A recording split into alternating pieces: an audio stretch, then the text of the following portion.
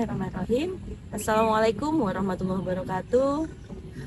Alhamdulillah Rabbil alamin. Assalatu wassalamu ala asrofil anbiya'i wal mursalin Sayyidina wa maulana Muhammadin wa ala alihi wa sahbihi ajma'in. Amma ba'du. Allah memerintahkan kita untuk menjalankan puasa. Di dalam firman Allah surah Al-Baqarah ayat 183 yang artinya, wahai orang-orang yang beriman, diwajibkan atas kamu berpuasa sebagaimana diwajibkan atas orang sebelum kamu agar kamu bertakwa. Puasa Ramadan merupakan perintah wajib dari Allah dan merupakan salah satu rukun Islam.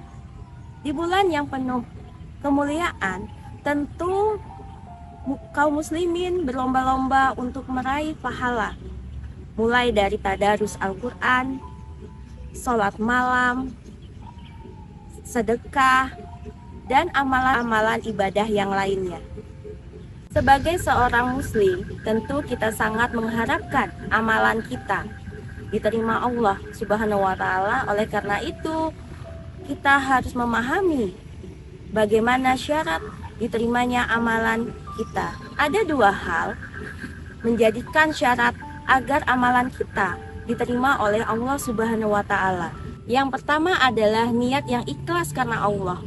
Niat yang ikhlas karena Allah ini adalah kita benar-benar beramal, melakukan suatu perbuatan semata-mata karena Allah, bukan ingin mendapatkan pujian manusia, dipandang soleh oleh manusia, ataupun karena orang lain banyak melakukannya. Seharusnya melakukannya dilihat ataupun tidak oleh orang lain, kita tetap harus menjalankannya.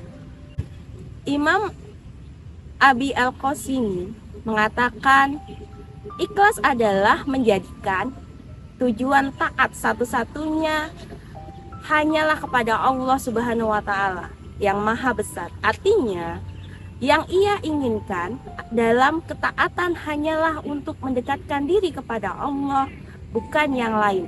Seperti mengambil hati kepada makhluknya, mencari pujian orang-orang, senang dipuji oleh makhluknya, dan lain-lain. Adapun kriteria ikhlas, yang pertama, tidak pernah meminta pujian dari manusia. Yang kedua, apa yang dilakukan hanya untuk Allah Subhanahu wa Ta'ala, dalam kondisi sendiri ataupun banyak orang. Kesepian, kesendirian, kala tak ada orang yang melihat perbuatan maksiat kita adalah ujian yang membuktikan kualitas keimanan. Disinilah peran mengandalkan mata dan kecondongan hati dalam suasana yang tak diketahui oleh orang. Akan terlihat apakah seseorang itu imannya betul-betul kuat atau tidak. Inilah yang digambarkan oleh Rasulullah ketika diminta menggambarkan apa itu ihsan. Hendaknya engkau menyembah Allah seolah-olah engkau melihatnya. Jika engkau tidak melihatnya, maka yakinlah bahwa ia melihatmu. Yang ketiga, rasa tunduk kepada kebenaran. Yang keempat, tidak marah kalau dikritik, dicela, maupun dinasehati dengan orang yang tidak setara dengannya. Kelima, optimal dan sungguh-sungguh. Orang ikhlas mampu menghadapi masalah dan ujian hidup dari Allah. Seringkali kita dihadapkan dengan problematika permasalahan kehidupan, hingga membuat kita merasa sulit untuk bergerak, sulit untuk berpikir, bahkan tak sedikit yang memutuskan untuk menyerah kalah dan mengakhiri hidupnya secara cepat. Hanya orang yang bisa ikhlas, yang bisa menghadapi permasalahan kehidupan seberat apapun. Yang kedua adalah orang yang benar. Niat yang benar haruslah disertai dengan cara melakukan perbuatan secara benar.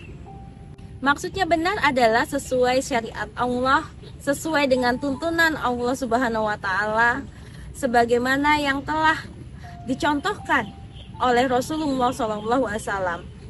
Misalkan kita ingin bersedekah, maka bersedekahlah dengan harta yang diperoleh dengan jalan yang halal. Kedua hal inilah yang harus dipenuhi agar amal kita kemudian diterima oleh Allah Subhanahu wa taala sesuai dengan sabda Rasulullah SAW. Hadis riwayat Muslim, barang siapa mengerjakan suatu amalan yang tidak pernah kami perintahkan, maka amalan itu ditolak.